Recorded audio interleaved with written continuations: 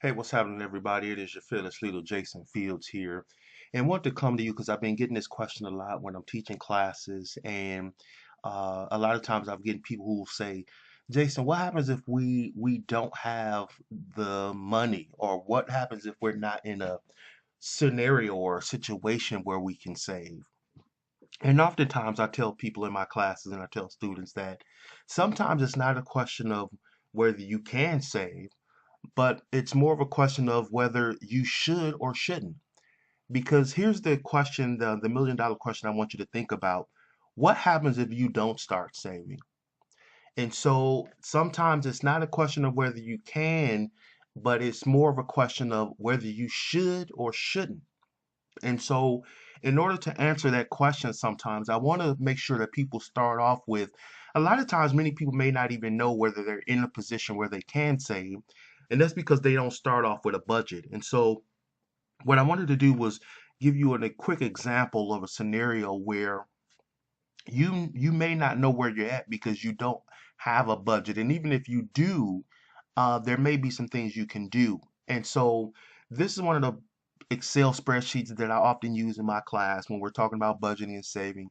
Tasha and I use this, and as you can see, here's a hypothetical situation where it's already plugged in for you to follow along. And so what you'll see is this is what we call zero-based budgeting, meaning every dollar is matched up. So you can see for income, we have a total of 6,600 coming in. And if you look at our expenses, you'll see we have $6,600 going out. And so this is something, again, a spreadsheet that we use. And I just wanted to use this as a hypothetical. This is not our exact situation. Again, just wanted to use this so many of you can see that I use this. And when I'm telling you all, this is something that we'll cover in class. This is a spreadsheet that I like because as a budget, it covers everything. When you look at the expenses from housing, transportation, medical utilities. I like this one because it's very detailed. You can go to Google and type up free budgeting apps, software, things of that nature. But I like this because it has so much that you really won't miss anything. And so when we look at people who say, "Well, Jason, I don't know if I have that. We're in such a terrible situation. We don't have any money to save." Well, you really won't know that until you do a budget. And again, even if you're in that situation, the next question is, what happens if you don't? Will your situation change if you don't start saving? And so we're just gonna try to free up $25. And as you can see, we have 6,600 coming in as income, and then for all our expenses, 6,600. Now in that, our expenses, you can see we have things like an emergency fund and miscellaneous savings for $200 a month. What I like about this is you'll see yearly and a monthly breakdown of things. And so first things first, if I'm looking to see where can I cut costs, let's go to things that maybe, for example, clothing, $1,600, we have a year on that. It may be that maybe instead of spending $1,600 a year, maybe we cut that down to 1,200 a year. I don't do a lot of shopping, but we do sometimes get to a point where we're picking up things, impulse buying, things that we think we may want. But for the record, Tasha and I have gotten, I think, fairly good at picking up things that we need, not necessarily things that we want. Another thing that may be able to cut costs. So we took this from 1,600 to 1,200, and as you can see, with that one move, we've already saved ourselves close to $500, close to $100, right? So we went from 6,600 to 567. So we basically saved ourselves roughly $30 just making that sacrifice. Now let's see haircuts. Maybe instead of spending $1,000, maybe we can cut that down a little bit, maybe 900. Maybe we do better upkeep and we don't go as much to the barber shop, the beauty salon.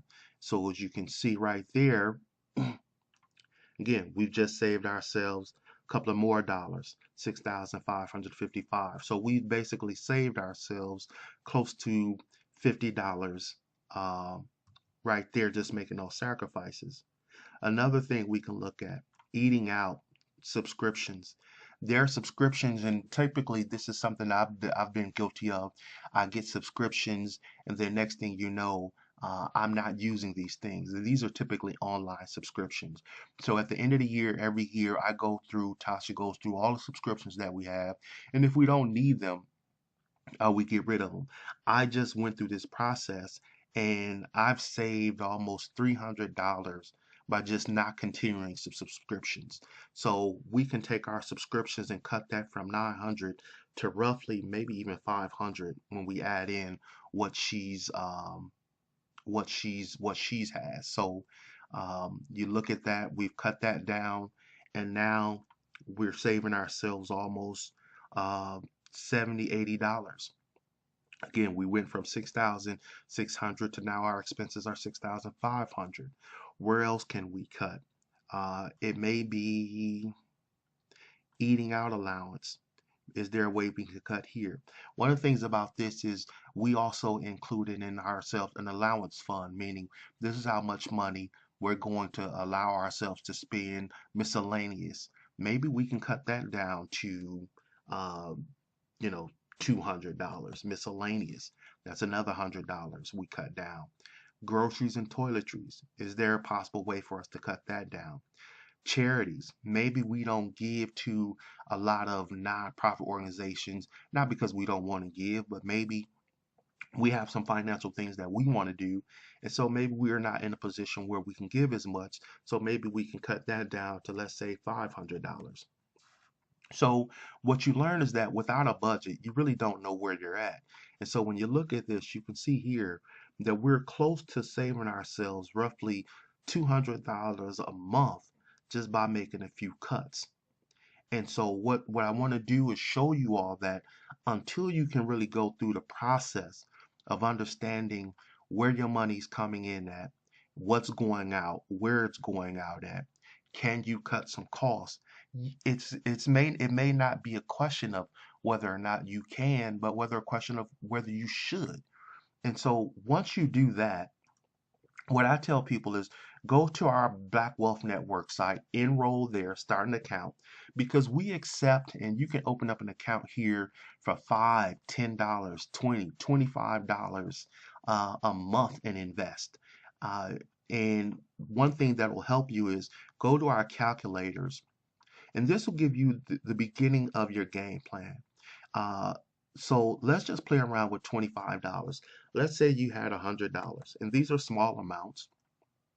And let's say you're going to save $25 as an individual, and you're going to save that for, let's just say, 27 years. At an annual rate, historically, the stock market gives you an annual rate of 9 to maybe 10 to 11. We'll use 9. And this is saving $25 a month. And what you'll see is that this will give you $49,000 worth of savings. And that's by just using $25 a month. So again, it's not a question of whether you should save or whether you can save. It becomes more whether you should save. And if you don't, what happens to your situation if you don't? Let's say another crisis comes. What happens? Let's say you get older and you can't work anymore. What happens? And so you really want to start saving, not out of a necessity that you can or can't, but more your mindset be, I need to start doing this because I need to get myself in a different situation. And so that shows you just what $25 can do. If you click on how much to save, again, going to some of our calculators, let's say you have a goal. Let's say you want to save $3,000 a year and you have I don't know, maybe it's for a car, maybe it's for whatever, but you can plug in some numbers here. Let's say you want to do this, you want to meet this goal in 2 years at an annual rate again of, let's say, 9%. What this will show you is you would need to save $114. So again, when you go back to your budget, where could you cut some cost to save that $114? So the beauty of this is going through the budget and then enrolling and signing up to save and invest on our platform is that it's not a question of whether you can, but whether you should. And again, we on our platform, you can invest and save 5 to 10, 15 to $25 a month. No commissions, no transactions fees, no minimums. And this is why I tell individuals in my class, it's not a question of whether you can, but whether you should or not. What happens if you don't save? That's what you should be focused on. Because again, with $25, maybe you can save that. And that if you can't, let's say you can't. Let's say you can only do $5. The point I'm trying to get you to see is that uh, anything and everything helps. $5 monthly for 25 years at 10%, that gives you $21,000.